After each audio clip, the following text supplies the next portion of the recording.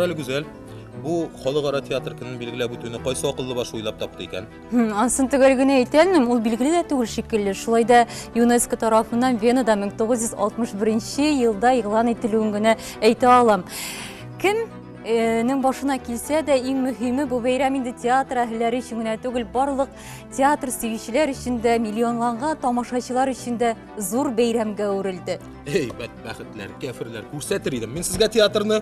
Беренче театрдан Хәмзә байның шушы кыламышлары инде көлкүле хәл булып, бездә көлкү уята һәм инде тарихта калды.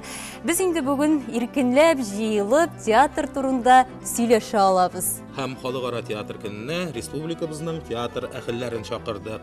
Хәерле көн, кадерле кунаклар. Бәйрәм белән сезне сәнгать дип янучылар, шушы сәхнә осталары барыгызны да кәефләр ничек? Әйбәт. Бәйрәмнән нинди дә булса бүләк көтәсезме соң? Шамил Зиннурович, менә сез иң зур театрның җитәкчесе буларак. Шамил Зиннурович театр легенда дип әйтергә мөмкин. Шамил Зиннурович турында. Бер нәрсә дә көтмим. Юк.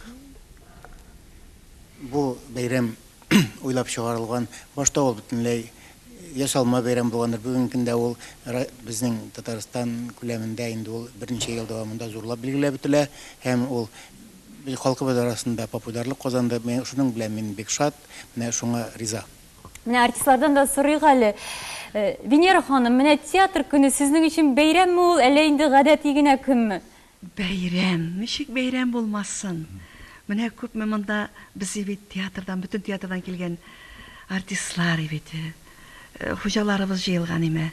Үзе зур бәхет. Театрда эшләү, халыкка хезмәт итү үзе зур бәхет бит ул. Моннан да зур бәйрәм була алмый. Ә менә яшьләр, Илнар, яшьләр театрына менә бүген инде без хөрмәтле тамашачылар сизгәнсездер, барлык театрлардан да бершәр вәкил чакырга тырыштык. Кемдер килә алмады, әлбәттә, ләкин инде менә яшьләр театрыннан Илнар Низамиев. Артист өчен гомергә ничек дип әйтергә, ел дәврендә бер генә көн шушы бәйрәм, театр көне. Әлбәттә, бик зур бәйрәм. Бөтен кеше, бөтен артистлар бу көнне үзләренчә бәйрәм итәләр. Миңа калса бик кирәкле бәйрәм һәм ул алга таба тагында бик матур гына дәвам итсен иде. Үзләренчә дигән өлеше кызык яңгырады. Рәмзия ханым дәвам итәргә тырыша. Бәйрәм көнендә артистларга эшләргә кирәк ансында. Мин үзем балалар театрында эшләгәч, әлбәттә, һәрбер бәйрәмне балалар кебек самими, шул кадәр көтеп алам. Минем өчен бу бик зур бәйрәм. Артист кеше өчен инде менә монда чакырылу да, шушы сезнең бәйрәмегезгә чакырылу да зур бәйрәм. Барыгызны да чын күңелебездән тәбрик итәм бәйрәм белән. Инде без менә шушылай тапшыруга кирип киттек. Хәзер инде менә бу студияга ияләшү вакытында без тапшыруны нинди сораудан башларга икән дип озак уйладык. Ләкин чөнки гүзәл аңларчы, бәлки без турыдан туры эфирда барабыз, бәлки тамашачыларның да яраткан артистларын котлыйсылар киләдер. Һәм теләкләре бардыр бүгенге бәйрәм уңаеннан. Әгәр дә телисез икән, шалтыратыгыз студиябызның телефоны 570 50 75.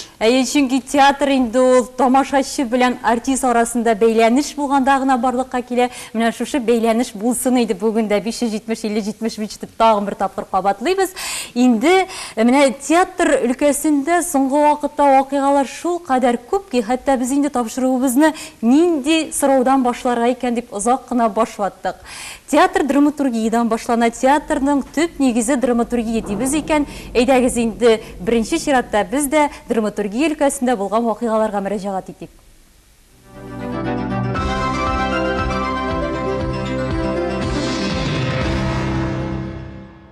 8 ел, 426 әсәр. 2003 елда гамәлгә кертелгән яңа татар пьесасының үткәне әнә шундый саннар белән билгеләнгән. Елдан ел әлеге бәйгедә жанр, стиль төрлелеге, темаларның баюы күзәтелә. 8 ел дәврендә күпме яңа исемнәр ачылды. Конкурсның беренче елларыннан ук катнашкан авторлар хәзер тәҗрибә туплап драматургиядә үз урыннарын булдырды. Аларның пьесалары Татарстан һәм Башкортстан сәхнәләрендә күпләп куела. Яңа татар пьесасы 2010 башка елдагы конкурслар белән чагыштырганда яңалыкларга иң бай ел булгандыр. 7 ел жюри рәисе булып торган Миркасым ага Госманов урынына җәмәгать эшлеклесе сәясәтче Фәндәс Сафиуллин билгеләнде. Нәтиҗәләр ясау көне дә үзгәрде. Халыкара театр көндә традициягә кергән йомгаклау кичәсе быел мәдәният хезмәткәрләренең һөнәри бәйрәме көнне үтте. Шулай ук тәүге тапкыр конкурста беренче урын билгеләнмәде. Нәтиҗәләр исә булайрак. Кызыксындыру призы белән Замир Гыймаев, Сөмбел Гафарова, Булат Саляховлар бүләкләнде. Беренче онлыкка килеп эләгү минем өчен бик зур шатлык ул. Әлбәттә язылу белән генә түгел, куелу да кирәк дигән сыман. Шуңа күрә зур өметләр белән үзем дә театрда эшләгән кеше буларак, артист һәм режиссер буларак, берәү дә куймаса, мин әйтәм, үзем дә куеп ташлармын дигән өмет белән китәм. Балалар һәм яшүсмерләр өчен пьеса, шулай ук 35 яшькә кадәр авторлар номинациясендә Илгиз Зәйниев җиңеп чыкты. Проза әсәренә нигезләнеп язылган инсценировка номинациясендә Ком ял итми әсәре өчен Рауил Сабыр бүләкләнде. Атып калганчы ятып кал дип кенә мин үземнең иң яраткан романнарымның берсе япон язучысы Абе Кобоның Кымлыктагы ханым дигән романына инсценировка язган идем.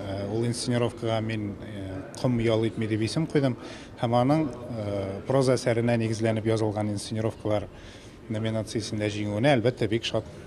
Узган елга караганда пьесалар саны әзрәк булса да, менә шулай яңалык тулу быел күзәтелеп тора, үзгәртелеп тора.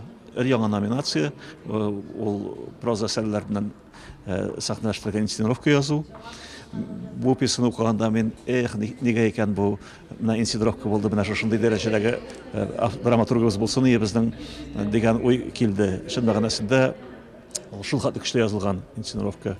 3нче урынга үткән елгы гран-при иясе Башкортстанның яңа мәгариф министры Әлфис Гаязов лайык булды. 2нче урынны татар әдәбиятының флагманнары Рыкаил Зайдулла һәм Зөлфәт Хаким яулады. Мәдәният министрлыгының махсус бүләгенә исә Үлеп яратты әсәре белән Рыкаил Зайдулла ия булды.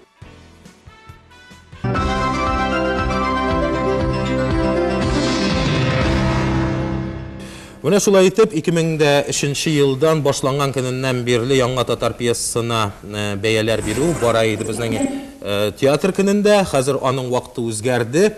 Хәтта аның вакыты гына түгел, бәяләүләр дә үзгәргән булса кирәк. Быел беренче урын билгеләнмәде. Бу Фәндәс абый, менә жюри рәисе буларак, сезгә нәрсәдән килә? Сыйфаты кимүдәнме пьесаларның, әллә башка ниндидер үзенең сәбәпләре бармы? Кимүдән түгелдер, бәлки беренче сыйфатка барып җитмәүдәндер. Икенче урын. Без иң беренче нәрсәгә быел игътибар иттек? Җитди темаларга, халкыбызны борчый торган темаларга, уйландыра торган темаларга, тарихыбыз, бөек шәхесләребезгә багышланган, шундый бүгенге хәл, кискен хәлләрне чагылдыра торган, үзебезнең горур тарихыбызны чагылдыра торган әсәрләрне көтеп карадык. Бәлки аларны көтмәгән булсак, менә бу күрсәткәннәр барса да барып та җиткән булырлар иде миргә. Хәзер безнең таләп кенә үсә башлады, театрның таләбе генә.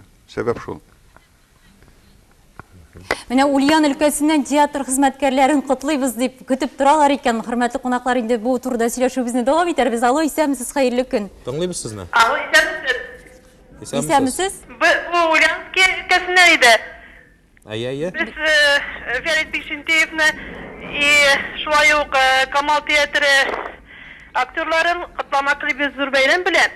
Аларга бик зур рәхмәт әйтмәк итәбез.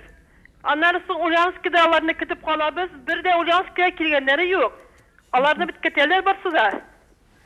Ярый, зур рәхмәт. Монда инде Камал театрын аерып кутладылар. Җыенабыз инде, Ульянга барырга җыенабыз. Үзебез дә сагындык Ульяновскийны. Кайчан чама белән кайчан икәнен әйтә аласызмы? Менә бөтен әле кайттык, Оренбургдан кайттык, Самарда булдык, Мәскәүдә булдык. Әле бөтенләй кайтып кергәндә юк Казанга.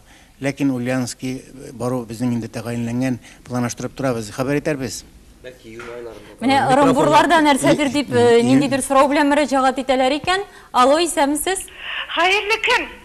Хәерле көн.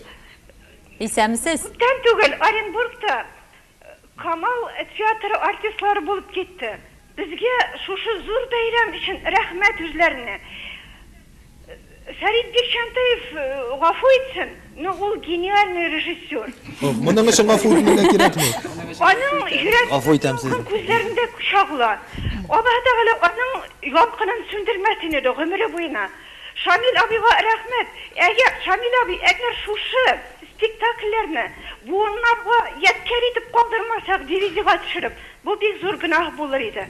Rahmet özünüzge aytып бақытлы болыңыз. Зур рәхмәт. Инде бу урында яңа татар пьеса турында сөйләшә дә башладык. Фәрит Бикшәнтәев ничә еллар инде жюри әгъзасы булып тора. Менә әсәрләрнең сыйфатына килгәндә сезнең фикер. Дәрәҗә Шулай ук Фәнде Саба әйткән фикер белән безнең фикерләребез тәңгәл килә, чөнки без жюридә бергәләшеп утырабыз. Бу минем генә фикер түгел, Фәнде Сабадан түгел, без бөтенебез менә киңәшләшкәннән соң, чыннан да беренче премияны быел бирмәскә дип уйладык, чөнки менә аның сәбәпләрен Фәнде Саба әйтте. Мин шулай килешәм. Һәм шулай ук менә әле берәр айдан соң без ул конкурсның кайдыр икенче төрлерәк ул конкурсны хәзер оештырмакчы булабыз. Менә һәр уйланабыз. Һәм менә Фәнде Саба әйткән әйберне бу юлы без бәлки конкрет тема билгеләрбез. Менә бүгенге көн темасы булсын иде. Бүген безне борчый торган, халыкны борчый торган темага махсус язылачак пьеса көтәбез. Менә гениаль режиссер буларак Фәрит Бикшәнтәйнең менә бу пьесаны сәхнәләштерер идем дигәне очрадымы? Бу студияда сөйләшә торган сүз түгел. Сәхнә артында сөйләшә. Әлегә сер булып кала. Шулай да инде Фәнде Сафиуллинга сүз бирдек тә яңа вазифа белән котларга да оныттык. Фәнде ага, яңа вазифа белән сезне һәм менә бу урында үзегезне ничегрәк хис итәсез? Җаваплылыкны тоясызмы? Депутатлыктан авырракмы? Бик әйбәт хис итәм. Сәясәтчеләр бит алар шулык артистлар, әле профессионал артистларны үткәреп тә җибәрәләр, уздырып та җибәрәләр. Әгәр профессионал артистлар тормышны уен белән чагыштырып сәхнәдә уйнасалар, сәясәтчеләр үзләренең уенын тормыш итәләр. Менә бәлки шунда гына аермадыр. Җитдирәк әйткәндә үземнең фикерне булдыру турында, үз фикеремне әйтү турында мен бер вакытта да авырлык кичермәдем, бер мәсьәлә буенча да. Шуның өчен мин авырлыгын сизмәдем. Аның өстенә менә театр җитәкчеләренең һәм жюри әгъзаларының шулай бер максат белән бер тырышып эшләүләрен, аңлашып эшләүләренә артык кискен бәхәскә кирмиш эшләүләренә куанып, эшләү насыйп булуы, ансы да эшне бик җиңел әйтте. Конфликтлар булмады. Яңа татар пьесасы ачышлары дигәч тә Илгиз Зәйниевне күз алдында тоталар бар кеше дә. Илгиз, син бу фикер белән килешәсеңме? Менә бу яңа татар пьесасы конкурсы булмаса, Илгиз Зәйниев дигән драматург булыр идеме гомумән? Бу сұрауны бергеш, ертеге яңа татар пьесасы бітсе, мен язмай башлайым деген. Юк, хәзер инде әлбәттә язачаксың, ләкин менә шулай да Жол белгеле, мен яңа татар пьесасы булганча кадәр үк язайдым, яңа татар пьесасын бар икәнен белмичә дә язайым һәм Әмма ул вакытта без дә синең бар икәнеңне белмәйдек. Әйе. Беренче куелган әйберләр алар яңа татар пьесасында катнашмадылар, ләкин шулай да яңа татар пьесасы ничектер каядыр күңелдәге спортчы азартын кытыртып тора һәм язасы килә, ул билгеле үз уенын уйнагандыр. Әлбәттә инде быелгы 10лыкка кермәгән бар кешеләр, 10лыкка кергән бар катнашучыларында без котлыйбыз. Инде башкаларга менә әйтер сүзебез дә бар, ләкин ансы рекламадан соң.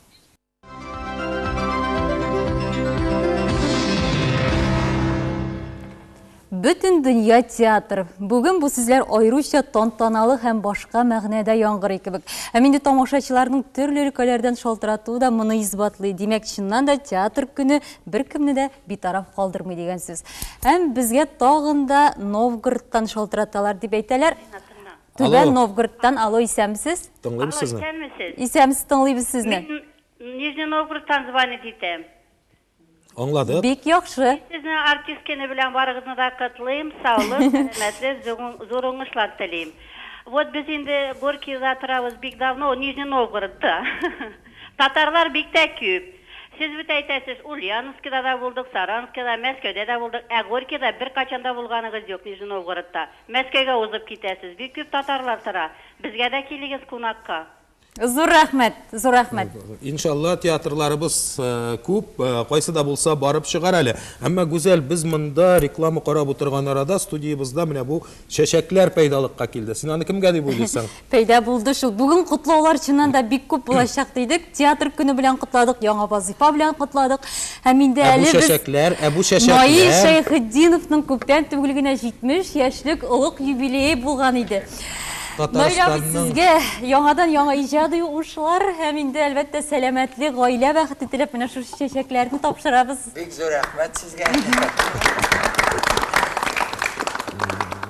Барыгызга да бик зур рәхмәт мине шулай котлаган өчен. Рәхмәт. Менә Наил Шәйхетдиновны котлап бер шалтырату бар диләр. Әйдәгез әле тыңлап алыйк, Тамашачыларыбыз да алыйсыз. котлый, исәнмесез? Исәнмесез? Бу Казаннан Сания иде. Минем барча театрларны бәйрәмнәре белән котлыйсым килә. Шулай ук шушы уңай белән без Наил Шәйхетдиновны 70 яшьлеген уздырганын беләбез. Бик әйбәтләп аны котлап, бик зур итеп исәнлек, саулык, бик зур рольләр уйнап, театрны күтәреп торуын бик яратабыз. Исән сау яшәсен, уйнатсын, рольләре күп булсын. Рәхмәт барыгызга да. Рәхмәт. Наил абый менә безгә режиссерыбыз әйтә, бик күп шалтыраталар Наил Шәйхетдиновны котлыйлар, барыбызын да биреп тормыйбыз инде, ярыймы, гафу итәрсез. Ләкин шушы котлауларны, теләкләрне кабул итеп алыгыз. Әмма без котлауларга бирелеп китеп, әзрәк кенә темадан читкә дә чыга башлады, әйме? Котлау бар әле минем Искәндәр. Фәрит Бикшәнтәевнең яңа вазифасы. Шуның белән дә котламыйча мөмкин түгел, чөнки әле без мәдәният дөньясында очрашмадык аңа кадәр. Чәчәк юбилейда, булай без әле бары тик сезне рәис булуыгыз белән котлыйбыз гына. Фәрит Рафкатович, менә яңа вазифага алынганда гадәттә яңа вазифаны Искәндәр әйтеп тә китте инде, тамашачыларга тагын да бер тапкыр кабатлыйбыз. Театр әһелләренең берлегенең рәисе. 20 елдан соң үзгәрде. Яңа рәис. Яңа вазифага нинди планнар, нинди уй-хыяллар белән тотындыгыз? Гомумән, озак уйладыгызмы бу турыда, алыныргамы, алынмаскамы шушы эшкә? Озак уйлап торырга туры килмәде, чөнки моны съезд хәл итте. Съездда 500-гә якын кеше булды, театр әһелләре, артистлар, режиссерлар, драматурглар да бар иде. Шуңа күрә монда әллә уйланырга вакыт та булмады. Яшерен тавыш белән хәл ителде ул нәрсә. Шуңа күрә хыяллар белән яшәргә инде минемчә туктап торырга кирәк. Хәзер монда күбрәк реалистик эш эшләргә кирәк. Бер персонаж әйткәнчә, эш эшләргә кирәк җәмәгать. Эш бик күп. Чөнки чыннан да менә соңгы елларда, гасыр башында, 21-нче гасырның башында без ничектер менә бөтен театрлар таркалдык, бер-беребез белән аралашмый башладык. Ул менә иҗтимагый үзәкләр дә аралашмый башладык. Менә хәзер минемчә беренче чиратта шул дуслыкны яңадан менә безнең дом актеров та бар, менә шунда җыелып. Минемчә хәзер чаралар бик күп эшләр. Менә сезнең тапшыруда шул чараның бер күренеше. Минемчә бөтенебезне менә монда җыеп, бәйрәм көнендә бөтен театр әһелләрен җыелып, бер-беребезне бәйрәм белән котлау, бу шулай ук безнең эш. Шуңа күрә эш күп. Эшләргә дә. Минем ярдәмчеләрем дә бик әйбәт. Шамил Зинурович утырамында, ул булмаса мин алынмас идем дә әле бу эшкә. Менә монда әйтим. Шулай ук театрда эшләүче безнең коллегалар шулай ук ярдәм итәләр. Минемчә барысы да әйбәт булачак, Алла бирсә. Без монга өметләнәбез әлбәттә. Менә Татарстанда театр булай да инде ул безнең Шамил Зинурович театр эшлекләре берлегенең вазифалары бик күп. Шуларның берсе бүгенге көндә театр эшлекләрен сияси яктан да, социаль яктан да яклау, чөнки дөресен әйткән вакытта бүгенге көндә театр хезмәткәрләре шактый төшенке хәлдә, шактый авыр хәлдә. Бу берлекнең максатлары беренче чиратта театрда бүген эшләүче яхшы артистларны, яхшы режиссерлар, драматургларны яклау һәм Фәрит Бикшәнтәевкә эшләр җитәрлек. Без дә аңа ярдәм итәргә тиеш.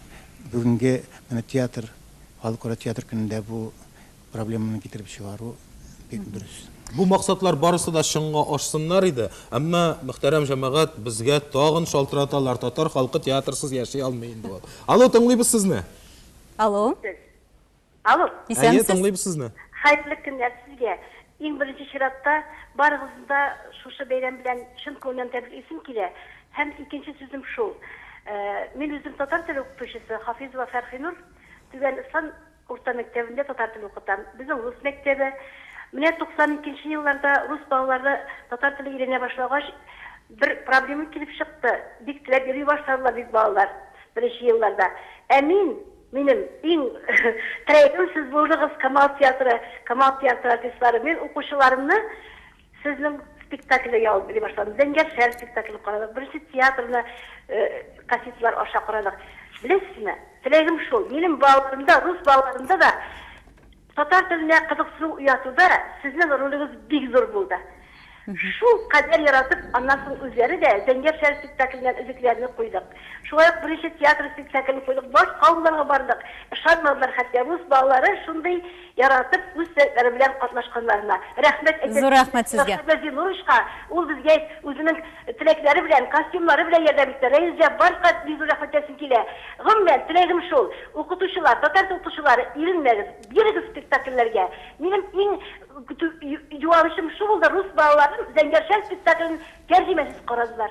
Ярый, бик яхшы. Әлбәттә, инде һәр укытучының ниндидер шундый сөйләр сүзләре бардыр. Ләкин бик озак тыңлап тора алмыйбыз. Шулай бит үзергә. Вакыт та юк. Аннан соң безнең Татарстанда иң алдынгы сәнгать төре мөгаен театрдыр, әйеме? Бүгенге көндә без аны ниндидер яңалыклар да алып килә, ул безгә ачышлар да ясый, ул безне таныта чит төбәкләрдә дә. Әмма менә бүгенге көндә Фәндәс абый, менә сез театр кешесе түгел, әйеме? Үзегез читтәнрәк килгән кеше. Милләтнең яшәешендә театрның ролен ничек дип бәяләр идегез? Нинди дип бәяләр идегез? Иң беренче шуны әйтеп үтәсем килә. Мин үзем театр эшлеклесе булмасам да театрны яратып йөрим, һәм аның бәяле беләм дә үлем, һәр тамашачы кебек. Бит һәрбер җитештергән әйберне аны җитештерүче генә бәяләми. Өстәлдәге ризыкны бит аны үстереп, өстәлгә китерүче, пешерүче генә бәяле алмый, аны ашаучы, аны кулланучы да бәяләргә тиеш. Икесе бер тигез бәяләгән, ике яктан бәйләнгәндә генә ул тулы бәя була. Менә мин шул кулланучы буларак бәялим аларны. Сезнең сүзгә кушылып шуны әйтәм. Театр ул сәнгатьнең бер юнәлеше, бер өлеше генә түгел, бер төре генә түгел. Театр ул бүген һәм элек тә шулай иде, һәм ул бигрәк тә ул безнең алдынгы сафта тора, татар халкының менә аңын саклау, милли аңын саклау, сүнә башлаганнарныкын яңарту, кабынганнарныкын дөрләтү. Телебезне менә әйтеп үтте, хөрмәтле укытучыбыз. Телебезне саклап калуда, тел үрнәге сәхнәдә яңгырап тора, шуның белән үзен яклый. Аннан соң тагын бер бик җитди мәсьәлә бар. Бүген безнең сәяси хәлебез, иҗтимагый хәлебез бик тә кискенләшеп, авырып китә, аны яшерен әйтеп торасы юк. Һәм хәтта безнең үзебезнең республикабызда да татар матбугаты бетте дип саныйк инде. Аны бетерделәр. Алар коммерсантлар кулында, алар хәзер ирекле сүзне әйтә алмыйлар, үзләре хуҗа түгел, алар беренче биткә хуҗа, глава белән беренче, и соңгы биткә кем үлгән, кем исән калган, кем кытларга. Ул бетте. Радиобыз бетте. Милли хәзер анда җыр бию, анда җитди сөйләшүләр юк. Менә җитди сөйләшүләрне сәхнәдән генә ишетеп калдырып була. Аллага шөкер, театрыбызга бәйләнмиләр. Бәйләнгәнче менә шушы җитди темаларга кайтырга иде. Безнең бийек шәхесләребезне күрсәтергә, данлыклы тарихыбызны күрсәтергә, бүгенге җитди мәсьәләләр турында уйландыра торган итергә, борчыла торган итергә, көлү кәмит кенә түгел. Шау-шугына түгел, шундый мәсьәлә, менә шундый без пьесаларында көтәбез. Менә шуның өчен мен башта ук әйтеп үттек, беренче урынны булмавы. Әгәр шушы темаларга кагылган пьесалар безгә килми торса, киләсе конкурста бәлки 3нче урын белән генә туктарбыз. Башка нинди тема булса да. Зур рәхмәт Фәндәс абый. Инде яңа татар пьесасы әлбәттә менә бу театр өлкәсендә бер юнәлеш, шулай бит. Ләкин бит әле театр эчендә менә ниндидер шундый изләнү бара. Аны бәлки тамашачылар күреп тә бетермидер, ләкин менә фестивальләр, җыеннар уздыру, ниндидер форумнар, агарту форумнары. Менә Бүген бездә артистлар да утыра, аларга да сүз бирегән. Нәфисә Исмагыйлова, һөнәр яшь режиссерлар фестивалендә сез инде 2нче тапкыр катнаштыгыз. Менә бу сездә иҗатка этәргеч була алам, менә бу фестивальләр. Һәм инде Бу бит фестивальда сезне тәнкыйтьлиләр дә. Ул тамашачыга әсәр тәкъдим итү генә түгел. Менә бу тәнкыйтьне ничек кабул итәсез? Үз-үзеңне сөктүрү рәхәтме? Рәхәт. Мин иң беренче Шамил Зиннурчика рәхмәт әйтеп китәсем килә. Бу эшне башлап йөрүчеләрнең иң алдынгы рәтләрендә баручы кеше, аңа бүтән татар яшьләреннән рәхмәт әйтәсем килә. Тик менә шушы фестивальне оештыргач та безнең әле яшьләр аны куллана белмиләр. Безгә бирелде мәйдан, эшләргә мәйдан бирелде. Тик менә татарлар арасыннан Илгиз булдым да мин булдым. Бүтән театрлар бу мөмкинчелекне куллана алмадылар. Алар йоклыйлар, аларны уятасы иде. Без аларны чакырабыз, әйдәгез бергә бу мәйданда көрәшик дип әйтәм, сынашык, матур эшләр күрсәтик. Икенчесе критика дигән әйбер инде ул бик авыр да, бик җиңел дә, ул шундый сине тәнкыйтьчеләр тәнкыйтьли икән, ул дәрәҗә. Синең эшеңне күргәннәр, димәк, аны тәнкыйтьләп була дигән сүз. Тәнкыйтьләп булмаса, аны тәнкыйтьләп тә тормыйлар. Кагаз чәчеп, судан курыкмыйсыз инде. Әйе. Икенчесе бар, тәнкыйть вакытында менә ниндидер табылган әйберләргә яшьләргә игътибарда булсын иде. Аларга ничектер күрү дип әйтим инде. Андай да булсын иде. Ләкин әле башлангыч кына мин уйлыйм, башлангычы бик матур башланып китте, дәвам ителер дип уйлыйм, һәм үсәр дип. Тагын Бездә шулай үсешенә өметләник тә, әйеме? Тагын бер әйтәсем килә. Менә мин татар теле буенча да мин бу фестивальдан соң миндә ике уңай тормышымда ике уңай әйбер барлыкка килде. Менә Фәрит абый мине укырга алам диде. Алла берсе мин анда укый башлыйм. Икенчесе менә СТД мине җибәрә Мәскәүгә, Золотая маска спектакльләрен. Алла берсе мин иртәгә китәм Мәскәүгә. Зур уңышлар телибез, әмма хәзер бер ничә минутка рекламага тукталып алабыз.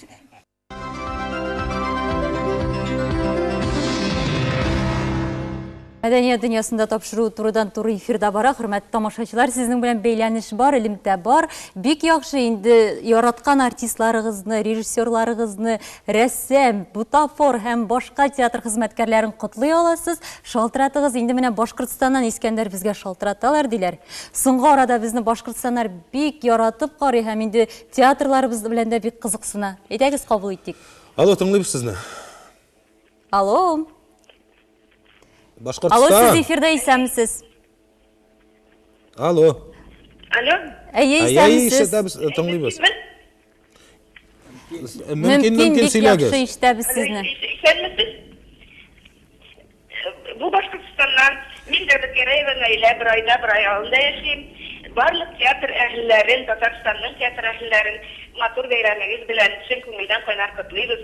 Үзем балалар белән гомер буе театр буенча шөгыльләндем. Беренче театр әсәре белән республика буенча икенче урынны алдык. Әле Кәрим Тинчуринның Американы әзерләп ятабыз.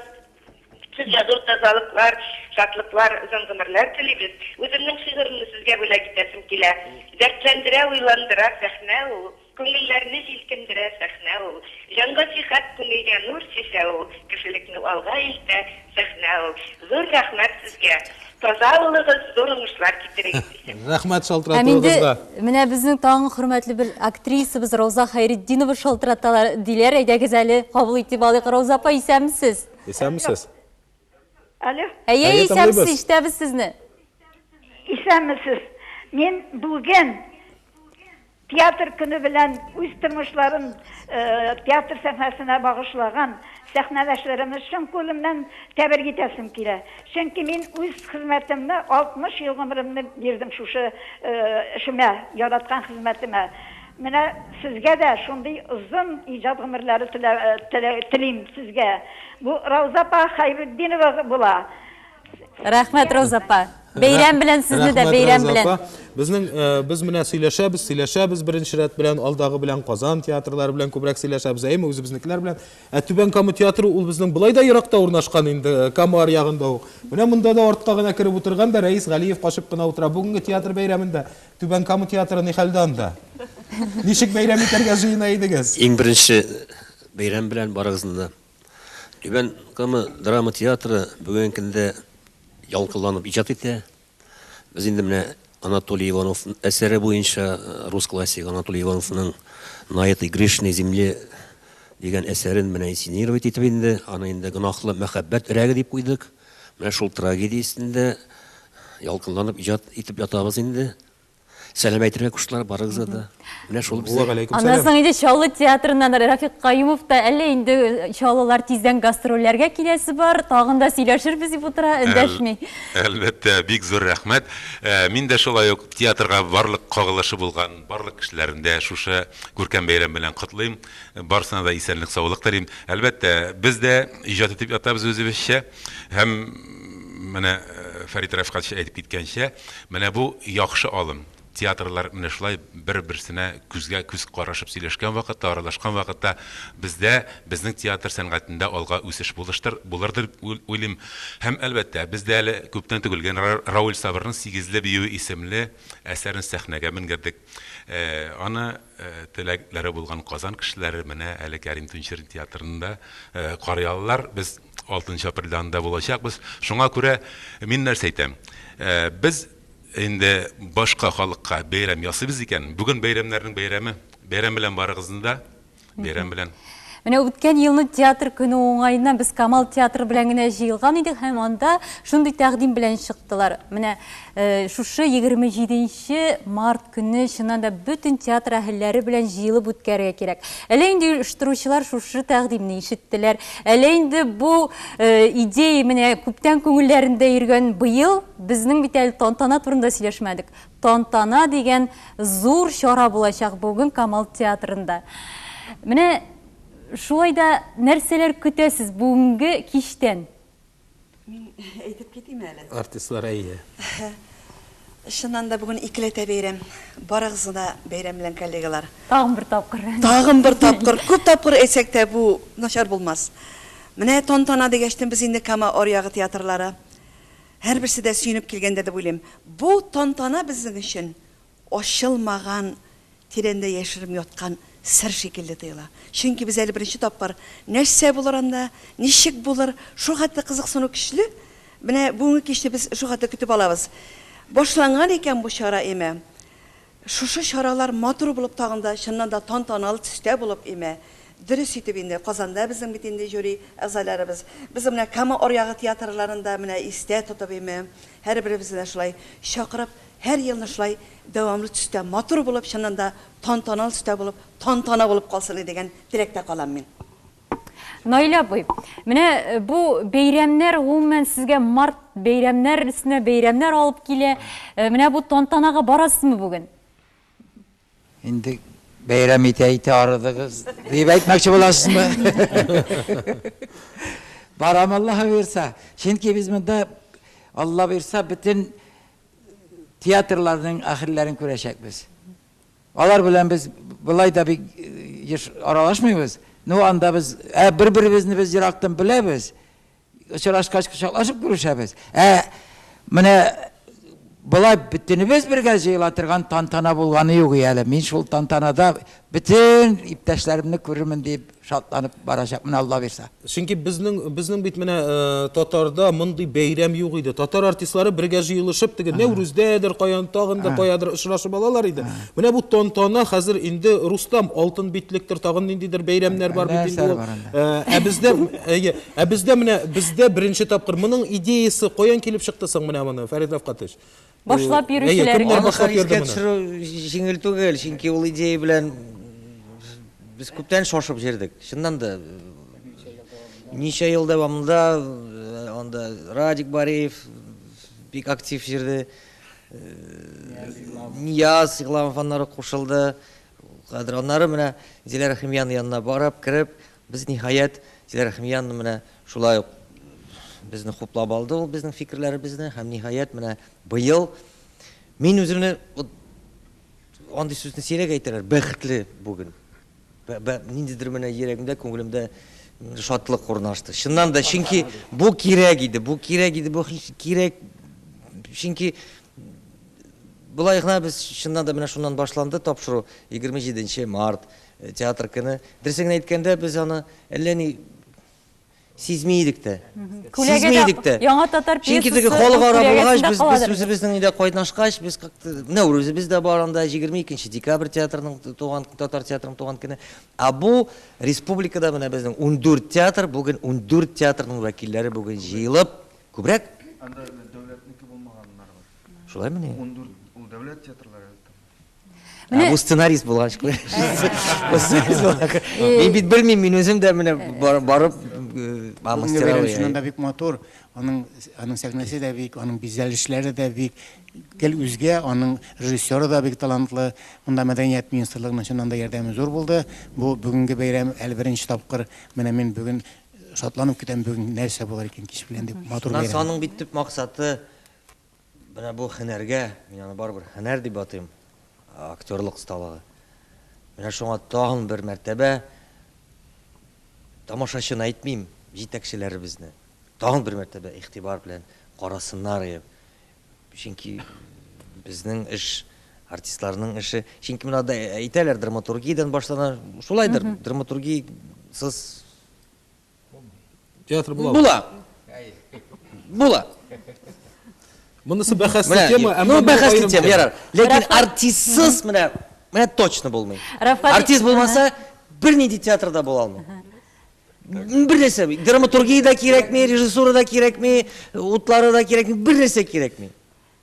Монда инде Рафкат Исрафилов монда сүзләре искә төште. Мин телефон справочнигыннан да пьеса куялам дигән. Инде бер бүгенге тантана турында. Гафу итегез, Фәндәс абый, күптән Владивостоктан көтәләр икән, тыңлыйк әле. Алло, исәнмесез? Исәнмесез, кадерле дуслар? Тыңлыйбыз сезне. Исәнмесез? Тыңлыйбыз сезне, әйдәгез, каушамагыз. Сезгә Владивостоктан Әлфия Сафуганова шалтырата. Мин барча театр әһелләрен бүгенге бәйрәмнәре белән котлыйсым килә. Исәнлек, озын гомер, бәхет, иҗади уңышлар телим. Икенчесе, Галиаскар Камалның директорына аерым рәхмәтләр белдерәсем килә. Чөнки безнең Приморье татар һәм башкорт оешмасы туган ил үзешчән халык театры оештырып йөри. Беренче уңышларыбыз да бар. 7 мартта Уссурийский шәһәрендә беренче чыгышларыбызны ясадык. Бу Гаяз Исхакыйның Жанбаевич комедиясе. Аңа музыкаль партитураны Галиаскар Камал театрыннан җибәрделәр һәм да кайбер киемнәрне җибәрделәр. Шуңа аларга бик зур рәхмәт белдерәбез. Ярдәм иткәннәр өчен. Тагы да изге теләкләр белән, котлаулар белән Әлфия Сафуганова. Рәхмәт сезгә шалтыратуыгызга. Инде без сөйләшүебезне дәвам иткәнче, бүленгәнбез икән әңгәмәдән. Әйдәгез тагын бер реклама карабыз, тагыннар сөйләшүне дәвам итәбез.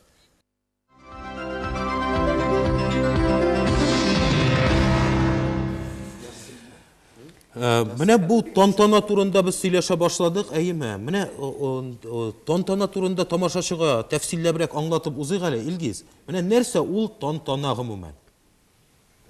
Ул бәйрәм генәме ул, премиямы ул, нәрсә? Тантана Татарстан Республикасының театраль премиясе. Быел беренче тапкыр тапшырыла. План буларак ул һәр елны 27 көне тапшырылырга тиеш. Бу 10 номинация, анда дебют, аннан Курчак театры иң яхшы артист, Курчак театрыннан, аннан икенче план хатын-кыз ролен башкарган актриса, аннан Ират ролен икенче план артист. Шулай баш рольләр, Ират хатын-кыз рольләре, шуннан соң вакыйга булган спектакль, аннан соң иң әйбәт ансамбль һәм намус һәм тугрылык фидакар хезмәт өчен. Һәм иң әйбәт тамашачы номинациялар. Илгиз, менә 10 номинация, театрларыбыз безнең күп. Менә ниндидер бердәмлеккә, менә оешканлыкка чакырган бу театр көне киресенчә аңлашылмаучанлыклар китереп тудырмасмы? Бөтенесенә дә бер нинди дә булса бүләк алып кайтып китәсе бит инде. Ул бик аз. Ну, бу бит әле беренче премия гына, бәлки аннарысын артыр, номинациялар артыр һәм премиялар артыр, анысы инде җитәкчеләрдән тора. Жюри составында бөтен театрларның да вәкилләре бар иде. Жюри бик абруйлы. Минем уйлавымча, быелгы премия иң гадел быелгы премия булачак дип. Менә Фәрит Рафкатович әйтте, театрды иң мөһиме, театрда актер диде әлбәттә, драматург та түгел, берсе дә түгел. Монысы белән күпмедер дәрәҗәдә килешергә дә мөмкин, бәхәсләшергә дә мөмкин, әмма шулай да. Менә мин карыйм, юк, хәзергә бәхәсләшмибез. Әмма шундый бәрәҗә театрда беренчел рольләр һәм беренчел һөнәр юк дип. Юк, монда бер кызык кына әйбер, театр бит инде ул коллектив хезмәт. Монда режиссер, актер, драматург, бутафор, гример һәм монда бөтенесе дә бар. Рәссамнар, әйме, бөтенесе дә бар. Менә номинацияларны тыңлап чыктым, бөтенесе дә актер белән генә бәйле.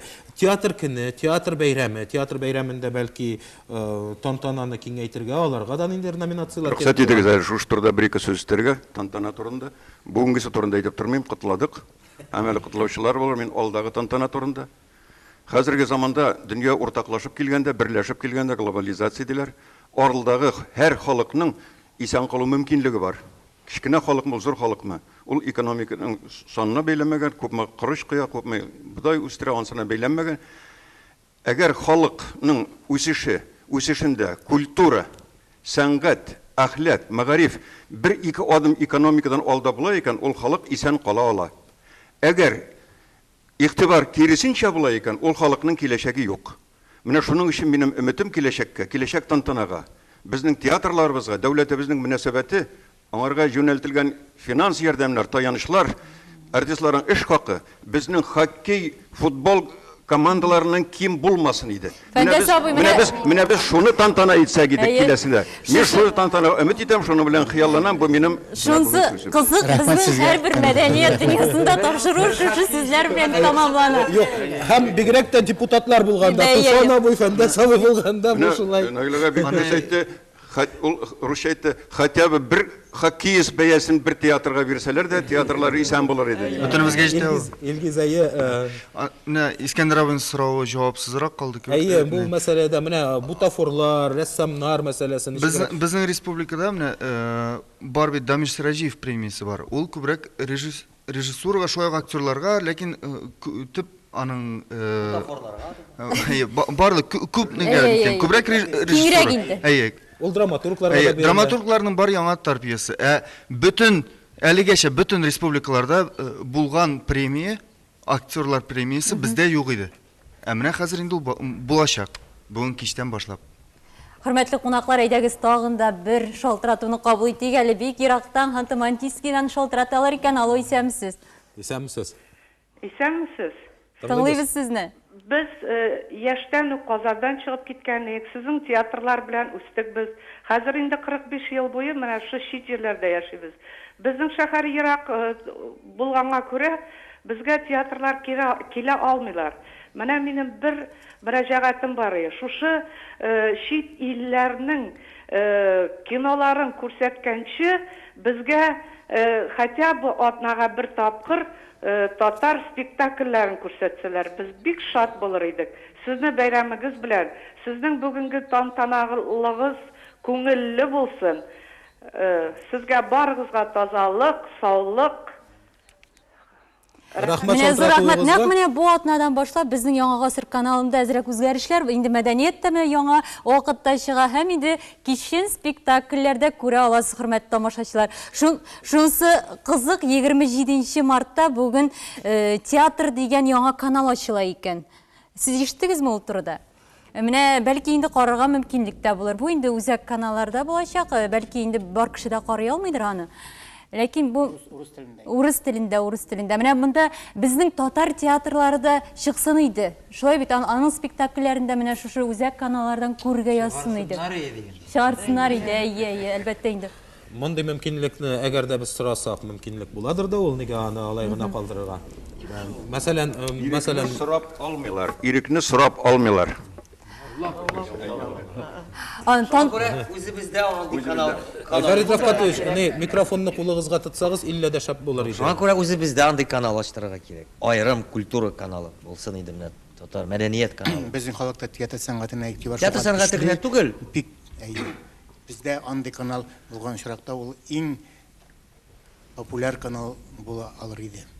Ләкин тегесе бит аның киңрәк теге тамашачыга барып җитә. Әмма ничек уйлыйсыз, безнең татарның 11 театры 24 сәгать буе күрсәтеп тора торган каналны тулыландыра алыр иде микән соң?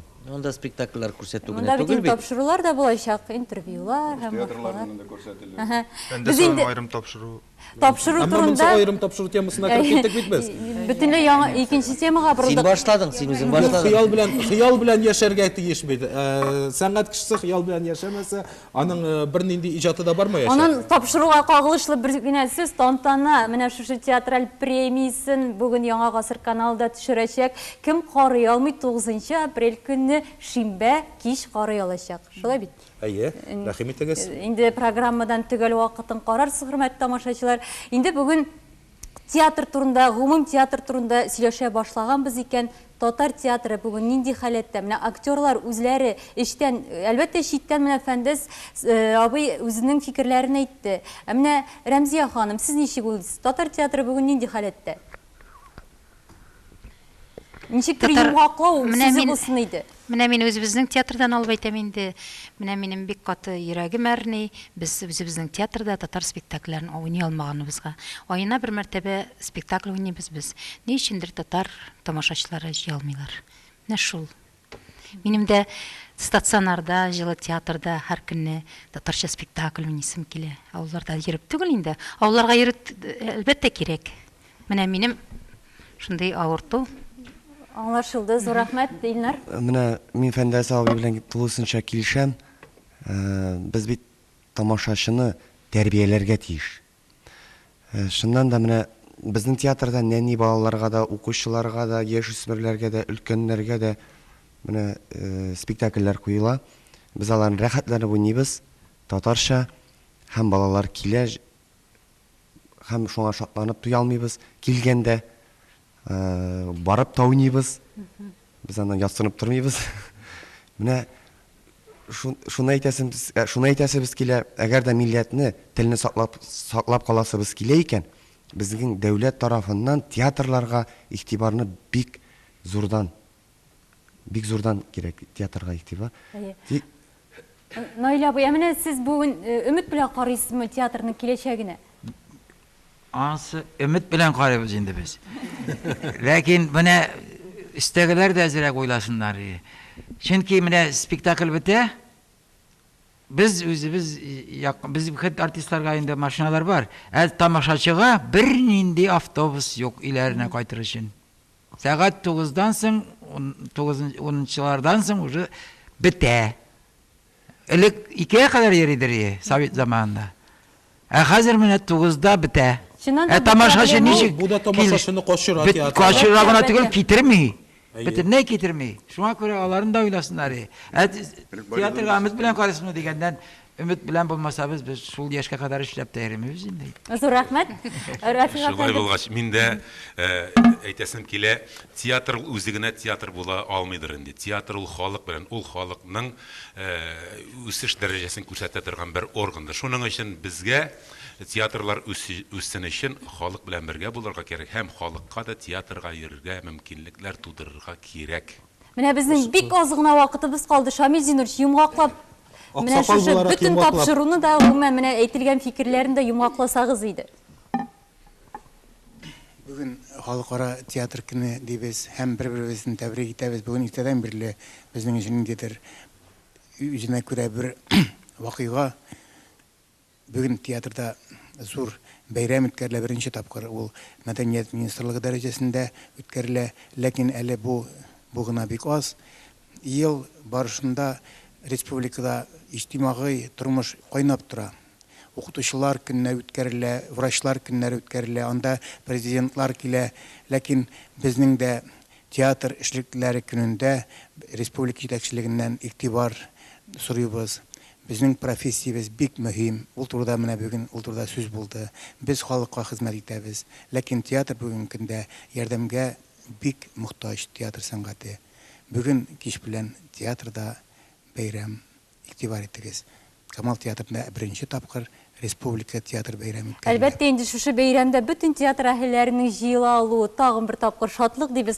Һәм инде безгә тамашачыларга да шушы бәйрәмнең шаһитлары булуы әлбәттә зур дәрәҗә бит. Әйе, шуннан да шулай, инде тапшыруыбыз азагына якынлашты.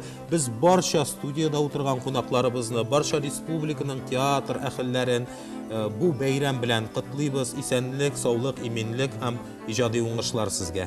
Килүегез өчен зур рәхмәт. Сау булыгыз. Сау булыгыз.